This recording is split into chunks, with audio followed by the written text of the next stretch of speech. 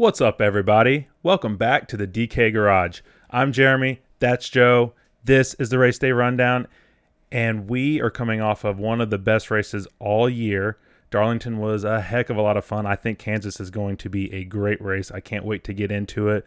Saw a lot of fun things kind of come out of practice and qualifying, some interesting plays on the slate. So before we get to that, we have a free DraftKings contest that you can join. We do it every week just for fun, free. If you want to be a part of that and you're not already part of our crew, drop your DraftKings tag down below. One of us will add you to that. It's always a lot of fun. Also, we're going to be talking about drivers, our personal impact score for what we think is going to happen in the race. If you want the full list, that's in our race guide. The link is down below. Also, if you're a little bit more into the numbers, you want to kind of see the nitty gritty, we have our garage thoughts. That's in our Patreon. Link to that will be down below.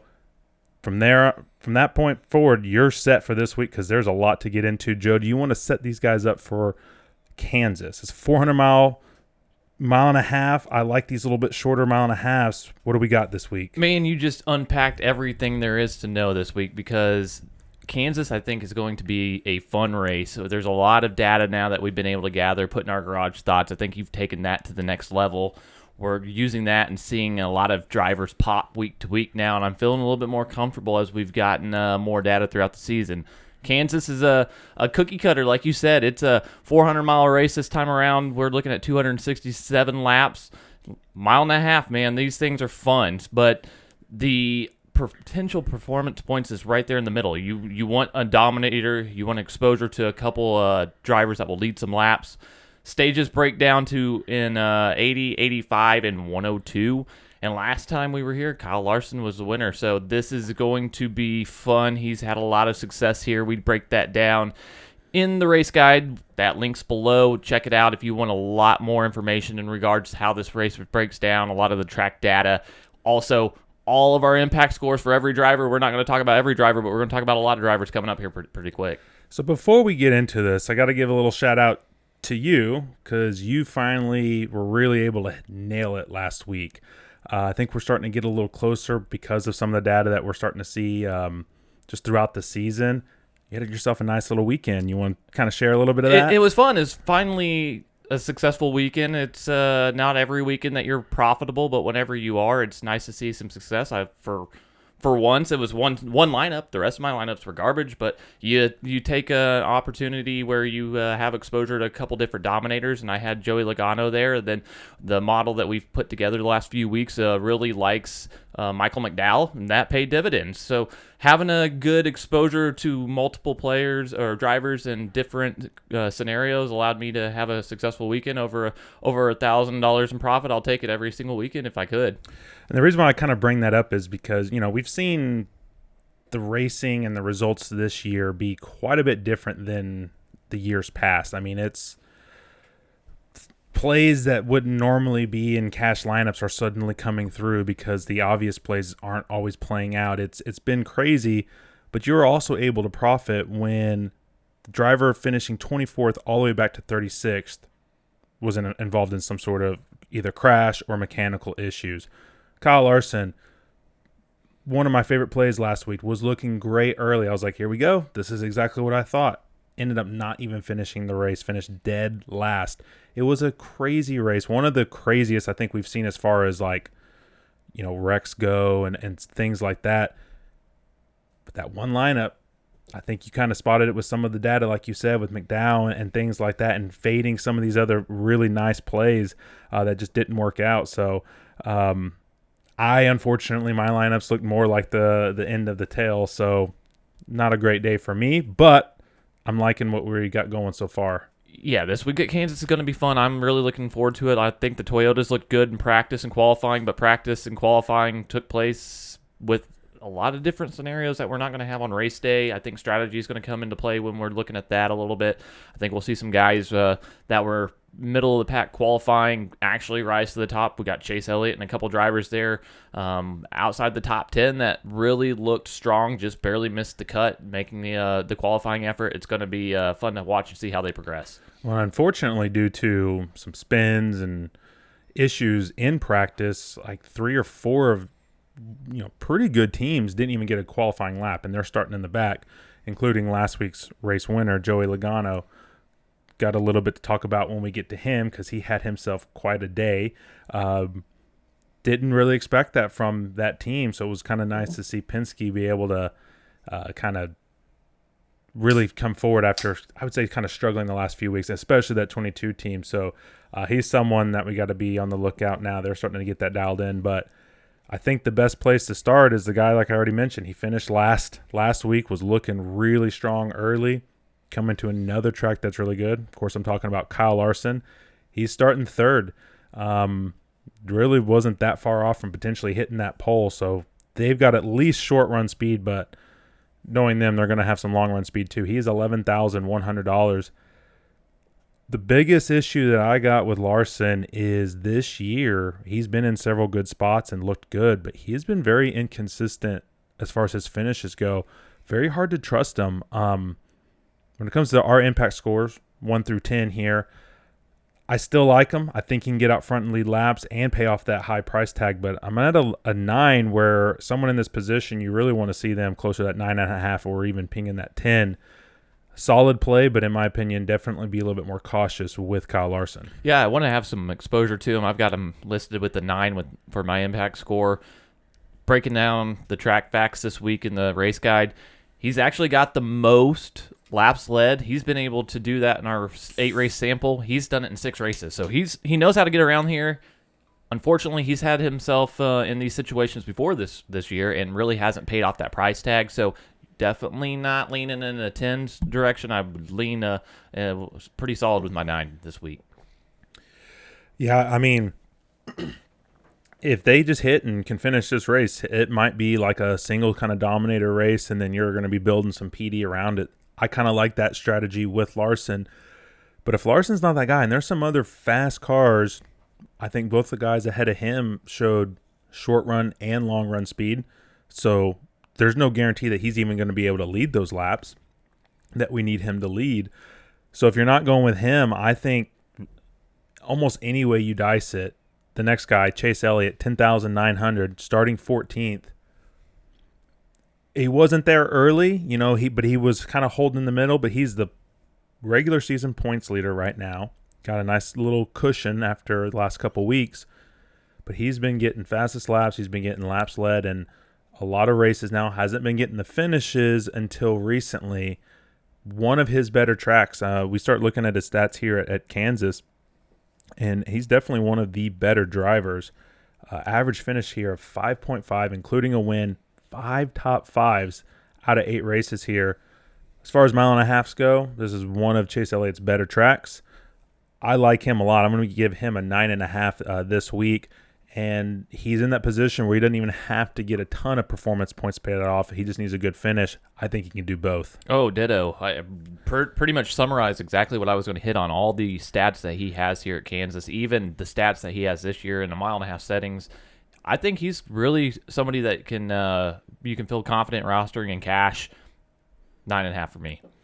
All right. This guy is really interesting to me because he's a Toyota driver, and Toyota has kind of had an up and down season, but they've come in with some speed from several drivers in practice and qualifying. I'm going to talk about Martin Truex next. Starting 9th, $10,400. This might be the race that we finally see Truex get out front and dominate the mile and a half again. He used to be like the mile and a half guy. Really haven't seen that a whole lot from him over the last few years. Personally, I don't expect that to happen. I think I like a couple other drivers to kind of be those dominator guys. But if it isn't them, and if it is a Toyota driver, there's no reason why it couldn't be Truex. A little bit more reserved, 8.5. Like to be a little higher for someone in that 10K range, but man, it can certainly play out. And I think a lot of people will honestly feel very similar to what I'm doing. So if you do decide to go with him, I think it's a lower ownership play. A little risky, but sometimes you got to do it. And this year, risky plays have paid off. Yeah, and I think where he's priced, I think he'll be kind of under the radar. I'm going to have some exposure there. I've got him at a 9. I think a lot of the stats and everything point to this could be a really nice race to have some exposure to Truex in a GPP environment, and you could be a little bit different. That's where I lean. I like him a lot. Well, and out of those 8 races we've been kind of talking about, 7 top 10s. So I think he'll run strong, and I think he has the potential to get those fastest laps and even maybe get out front for a little bit. Don't know if he's the guy at the very end, but I think a pretty solid play nonetheless. But you know what? I think the guy that's even riskier with a higher risk ratio, risk to reward kind of thing, Denny Hamlin, getting our yellow flag again this week because he's been pretty much inconsistent all year. We've seen him with speed and not finish races almost weekly. Already saw some speed in practice, was looking pretty decent in qualifying until he wasn't. Denny Hamlin, 10,200, starting 18th. There's a lot to like here. This is a strong track for him. I mean, he has 2 wins here in the last 8 races, 4 top 5s, 8.5 or 8.6 average finish. Everything points to play Denny Hamlin this week because of that starting position. But what we've seen this week, man, 7.5 for me. I'm really cautious. I don't know if I'll end up there. I may just roll the dice one more week and say, beat me, Denny. I've got him with an 8. I think him and Joey Logano, they both have the 3 wins here career-wise and lead any active drivers. So they both know how to get around here. Denny Hamlin's going to have some good luck at some point. Is it with Jumpman on his team's car this week? Could be cool.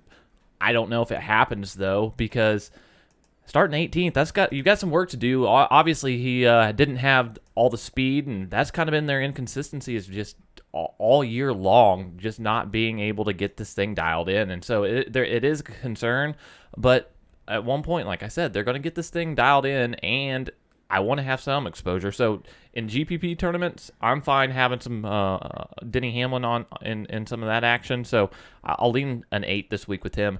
I don't want to miss the boat whenever he actually steers it right again, because he does have a win this year. And you don't even need him to obviously win the race. I mean, with that starting position, he can get a top 5 run, and there you go. And if he pairs well with more of a single dominator or one of the guys a little bit lower on the list that we'll get to, if those guys are one of the dominators, he just fits in. He's just a higher price PD guy. So if you're playing him from that perspective, it is a little tough because there are some juicy PD plays. But like I said, I mean, it is still a good high risk, risk reward kind of thing. And I think you can kind of say something similar with this next guy. His stats don't look great overall the last 8, but William Byron, $9,900, starting 13th. Been one of the best drivers throughout the year, all year. Of course, he's had a few races not obviously go his way, including last week where he was primed to win that race. Let's dive into it a little bit, because since he's the first guy we're going to talk about from that skirmish, how did you see those last couple laps play out between William Byron and Joey Logano? Kind of set it up for you guys if you guys don't remember or didn't see it. Restart late. Both guys going hard. Joey Logano gets into the fence a little bit, and he doesn't have necessarily a lot of room because William Byron's on his inside. He drives off. I would say kind of blew his tires out a little bit. Long run. Joey gets back to him. Hits him in the rear. Byron goes to the fence. Logano wins the race. A lot of different perspectives on who's in the right, who's in the wrong, or if either are. What was your thoughts? Oh, Logano sent him. I didn't really see the contact initially that I guess Joey was upset about. But in my eyes, Joey had the better car. William was falling off. And if he would have just given himself a little bit more time, I think it would have been a clean pass and he would have won regardless. But it is what it is at this point. It seems like Joey will retaliate if he sees that William Byron wants some retaliation, and it seems like it go on and on and on. I don't think it does. It's going to be fun to watch, though. Sets up for drama. Yeah, of course, TV is going to milk this. Of course, they got to, because honestly, there's not a lot of great rivalries in the sport to continue to talk about. You get little skirmishes, and everyone makes a big deal about it, and then next thing you know, it's nothing. Like what happened with Bowman and Hamlin. Like why aren't those guys still getting into it? Why aren't Harvick and Chase still getting into it? Like, let's get some action.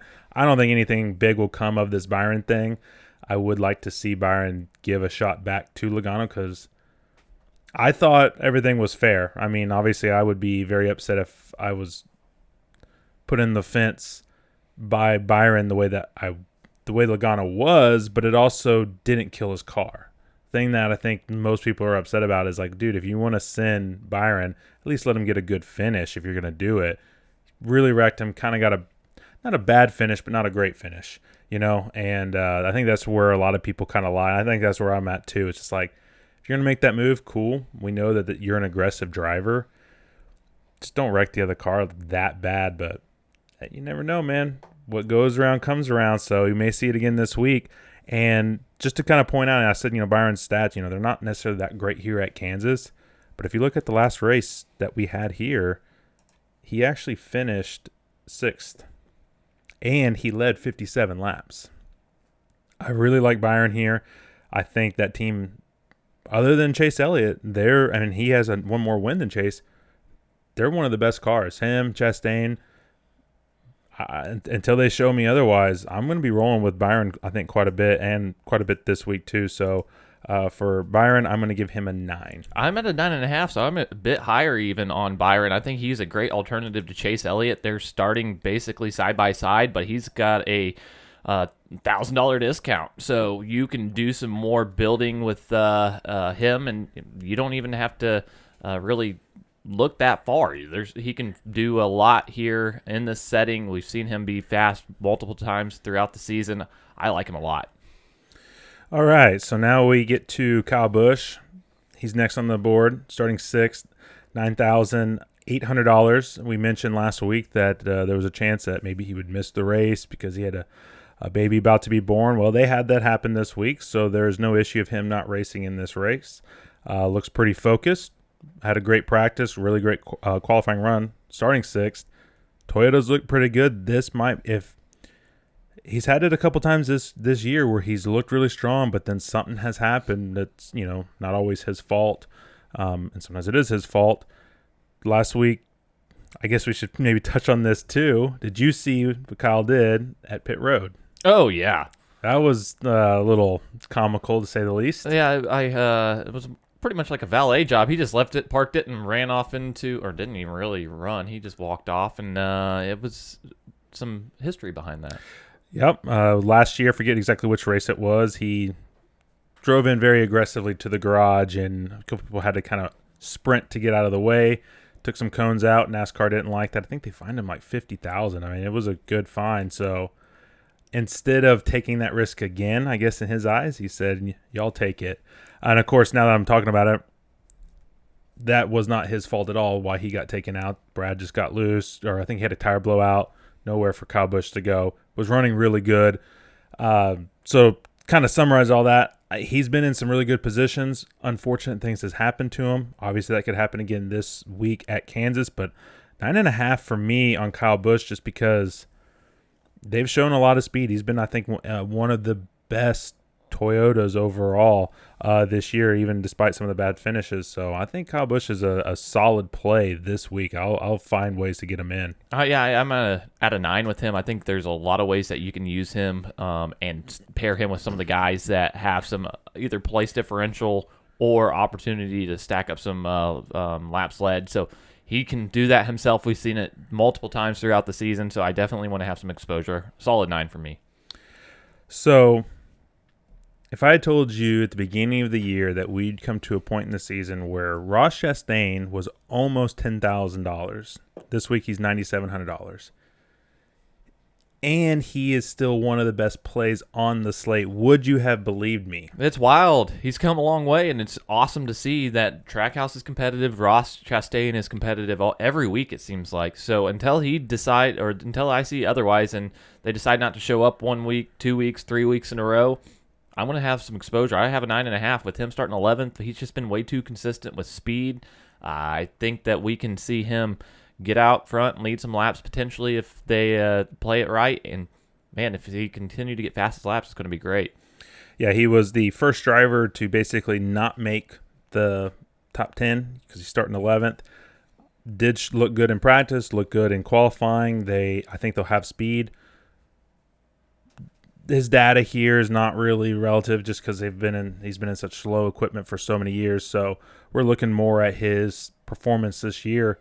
Man, it's a 9.5 for me. I think that him, we already talked about Larson, a guy we'll talk about here in a little bit. I think that those are, in my opinion, the more likely dominators. Even when Chastain started a little bit further back, like he's starting 11th this week, you get some nice PD there and still the opportunity to lead laps. He's aggressive. It is still a risky play because it's Chastain with that aggression, but man, let's keep going with it. Let's go, Watermelon Man. So 9.5 for me. A guy I didn't expect to win last week, honestly, but we already talked about him with his skirmish with Byron, but Joey Logano had an issue. I guess it was in practice, hit the wall. They didn't make a qualifying run, so we get last week's winner starting 34th at $9,600 at a track that he's won at. Had some good runs, had some shaky runs. I didn't go into this race thinking I would be very high on Logano unless there was an obvious reason. Well, now we have an obvious reason. Probably would have been, if he had qualified a little bit more normal, probably would have been about a 7.5 or 8 with him. Got to be at a 9. That's too much PD for a guy that fast.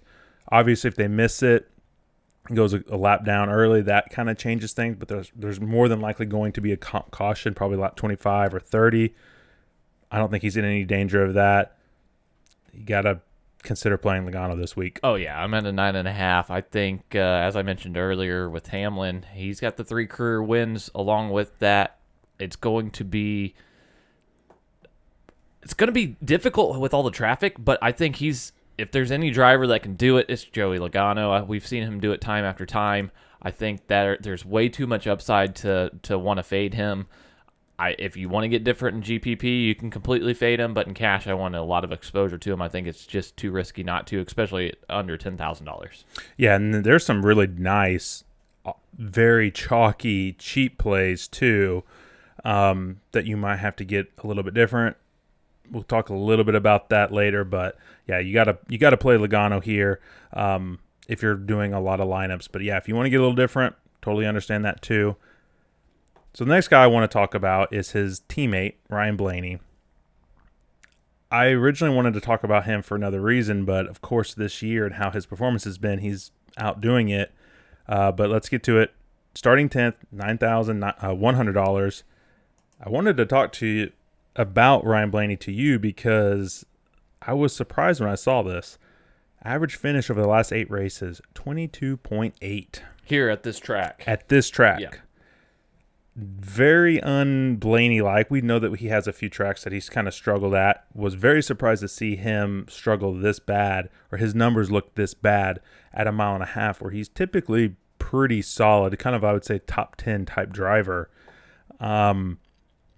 Looked a little bit deeper at those last 8 races. Best finish 7th twice, and then a couple like DNFs. That's obviously going to skew those numbers a little bit. I still kind of, even despite the speed that I've seen with him, I think if you're doing a lot of lineups, definitely find ways to get him in and get a little bit different. But if you're doing just a couple lineups, personally for me, man, I don't think I'm going to end up with Blaney. I'm at a 7.5 on him. Season performance-wise, you can definitely go off of that, and it makes sense. But, yeah, that track history does worry me a little bit. So I don't know what we get out of Blaney, but I'm a little reluctant. I know that you feel a little differently. Oh, yeah, I'm here at a 9 because I think I'm looking at a lot of different data based on this year's performance than you. I've got the 9 because starting 10th, $9,100, to me, I see the upside there. Even getting an 8th place finish, he gets a couple fastest laps, say 10, 15. Right there, already 5x value. He has a better performance where he's been top 4, top 5 car throughout the season consistently. He leads a few laps potentially. That's a really nice payday for somebody that's priced right there around that $9,000 mark. I want to have some decent exposure to him, so 9 with me. Yeah, I would be a little higher, but the guy below him, even though the PD won't be there, I think the performance is there this week. looks really fast. I'm talking about Tyler Reddick, $8,900, starting second.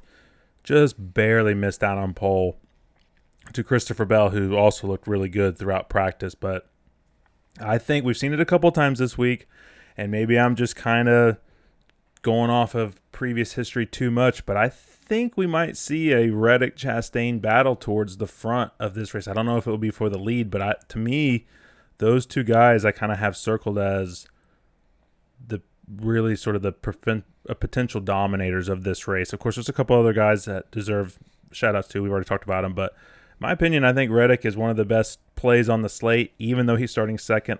I think the thing that pushes me over the edge, we're going to talk about it also here in a second, but just RCR in general, his teammate Austin Dillon has some good numbers here too. I just think that a lot lines up this week for Reddick.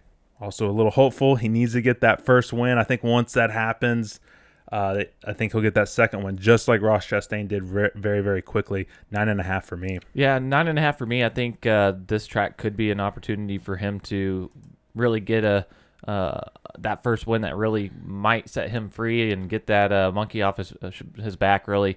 But being that he's starting second, it's going to be something that we're going to need him to do or get a lot of laps led and have a lot of fastest laps. He looked fast in practice, but scenarios might be different tomorrow come race time, and the track might be a little bit different. But we've seen him be so fast so often. This is some setting I think that I really feel confident in having exposure to him. So giving him a strong 9.5 this week, I definitely feel confident in making some really good core lineup builds with him. Yeah, really excited just to see what that team can do, and hopefully they just get everything to work out just right for them. Probably won't happen. Probably a late race caution will probably screw them or something like that, but like that team a lot. Also, been kind of high on this guy the last couple weeks. First week, I think it was Dover. I picked him to win. Didn't happen. Liked him a lot last week, coming from the back, starting 34th or 5th, something like that. Ended up finishing 4th, and that is Kevin Harvick, $8,700. He starts 23rd. Would like to see a little bit better performance out of here, but if you look at our garage thoughts and you're looking at the Kansas race history, you don't have to go far to find Kevin Harvick's stats, because sorted by driver rating, he's number 1 over the last 8 races. Of course, hasn't quite been Kevin Harvick the last year and a half or so, but he had that strong run. I didn't expect a top 5 run out of Kevin Harvick, honestly. I was thinking best 10th to 15th, somewhere in that range would have been really good for him starting that far back, but they got it kind of dialed in. He's got a teammate who's starting in the top 10. This is a good week for Harvick. I think you can definitely play him quite a bit. I'm at a 9.5. I think it's a solid play. I don't know quite how he's going to fit in some of these lineups with some of these expensive guys we've already talked about, but I think he's just in a position where he's too good to not find ways to get him in your lineups. Oh, yeah. Give me some Harvick this week. 9.5 for me. I think starting 23rd with that price tag at $8,700, that's just juicy. It seems to me that he can grind it out. He's been doing that week to week here lately, and if he gets a top 10, you're looking at nearly 6x. That's some value right there, and from a veteran at this type of track, I want it all day. Yeah, I like Kevin Harvick a lot. Another guy I had kind of circled, I tried to put some of these lists together before practice and qualifying, just kind of based on certain things that popped.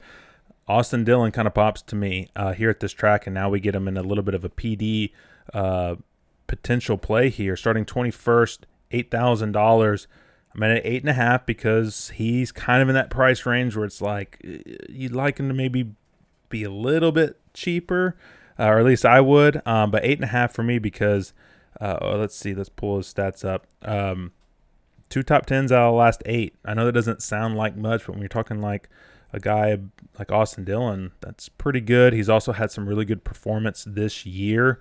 So now that we get that PD upside, I'll be trying to find ways to get Dillon in, and I'm not quite sure how you feel about him, but I like what Dillon has to offer. Oh, absolutely. He's been somebody that has consistently gotten top 10s this year, and there for a while he was having really strong finishes in the top 5.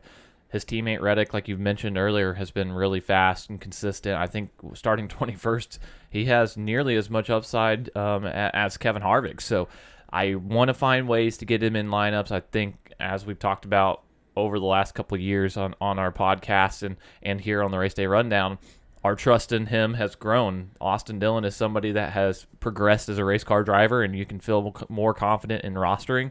So sitting there at $88,000, 21st starting position, I feel confident in it. I think his last win came at Texas, which is a mile and a half. So, like I said, I think RCR's got a good setup here. Reddick was obviously really fast in practice. If they can get that 3 dialed in a little bit more, I think Dillon's in a spot where he can certainly get a top 10. And if he does get a top 10, you're over 5X right there. So I like Dillon quite a bit.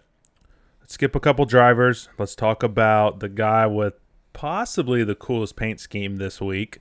Kurt Busch starts 5th, $7,100, and he's got a special Air Jordan, Jumpman logo paint scheme car, and it looks really sweet. I hope they, of course they will, make some die cast from it. I hope to scoop one up because it's a pretty sweet paint scheme. And Kurt Busch is in a good spot this week. I do like him a lot, even at that price tag with not much PD upside. He's still an 8.5 for me. I don't know. I think he'll be a little lower owned. And Toyota's look pretty good so far overall. I kind of like Kurt Busch this week. Yeah, he's going to pay off at some point. $7,100 starting in the top 5. I've given him an 8.5. He can really have some strong runs. We've seen him lead laps and have a lot of fastest laps in the right scenario, and I think this is it. I think you can feel comfortable, even though we saw that the racetrack might be a little bit different tomorrow, so what we saw today might not 100% apply, but I think they have been consistent enough. They've just had some unfortunate accidents, typically scooping up their teammate in it, and it's unfortunate, but a lot of that has happened towards the front of the pack, which is really important. Yeah, exactly. So they've been running strong, just don't have the finishes. So at some point, it's going to hit, and you want to have some exposure to it. So I think having him this week might pay dividends. 5 top 10s over the last 8 races here at this track for Kurt Busch. Obviously different equipment, but the fact that he's already starting up as high as he is in that 5th position, I honestly would not be surprised to see him get out front and lead laps. I'm not projecting that to happen, but yeah, give me some Kurt Busch this week. I like him a lot. All right, the last driver that I had planned to talk about was not in a good position, so he's gonna kind of get a little bit more of a bad talking about, because I don't think Justin Haley is a very good play this week, but he still finished top 5 last week. Very impressive. I think you kind of mentioned it was a little bit more strategy based. It wasn't necessarily performance based. So him starting 15th, under 6,000 again, 5,900. He is playable, but the problem is some guys that we did skip over who are going to be chalk, starting where they are: Ricky Stenhouse, Chris Buescher, basically $1,000 more.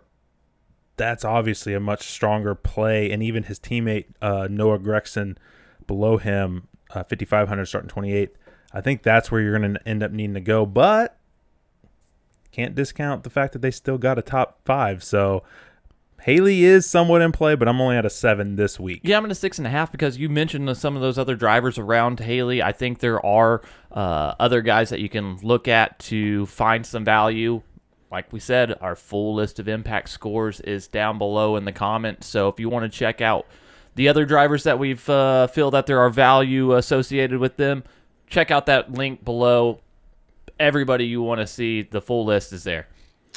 All right, Joe. Anything else that you want to talk about? We've kind of gone through our normal list. I think this is going to be a great race. I'm hopeful. I don't know if we'll see it, but I'm hopeful we will be able to see some passing up towards the lead, and it won't just be mid-pack and crazy restarts, 3, 4, 5 wide. That will be entertaining, but I do hope that we are able to see guys get up to the leaders, make passes on the leader out front in clean air. That remains to be seen, but For some of the bigger tracks that we've gone to with this car, I think it's produced pretty solid racing, better than what we've seen in years past. So I am excited. What are you kind of looking forward to for this race? I'm really excited to see if some of these guys are really going to take that next step into the championship seat. Who's gonna really step forward? William Byron was in a great position last week. Got sent. How does he come back from that? Do we see another guy get another win to notch it? Are we going to see Chase Elliott really stamp his mark or make a mark on this season and stamp his dominance early? I don't know. There's a lot of things that can manifest this week, and I'm looking forward to the excitement. All right, I'm kind of delaying this because I really don't know who to pick. I'll let you go first. Who's your race winner? I think it's going to be Kyle Busch. I really think he's going to have a strong run. We've seen him be really strong at 1.5 miles before. He's had runs at Texas and similar tracks where he's had really strong performances. I like Kyle Busch this week. All right, I hope this isn't a commentator's jinx or anything like that, but I'll roll with the 8 team. Tyler Reddick. Good luck. I know. I hope he gets I just it. want him to get through that block, man, that winner's block, because I think once he does, that's just one of those. I mean, we saw it with Byron a few years ago, just was not able to do it. Same thing with Chase Elliott even before that. I mean, how many second place finishes did he get? And then he was finally able to rattle off some wins and just be, I guess, more comfortable, more confident, even when things aren't going that well. I think Reddick, once he gets that monkey off his back, man, that's going to do so much. And I think the wins will come if he can do it early enough.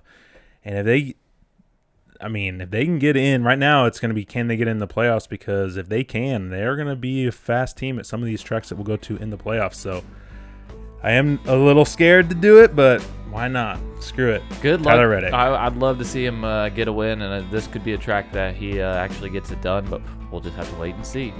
Yep. But this has been fun. I'm glad we were able to do it for the DK Garage. I'm Joe. That's Jeremy, and we'll see you next time.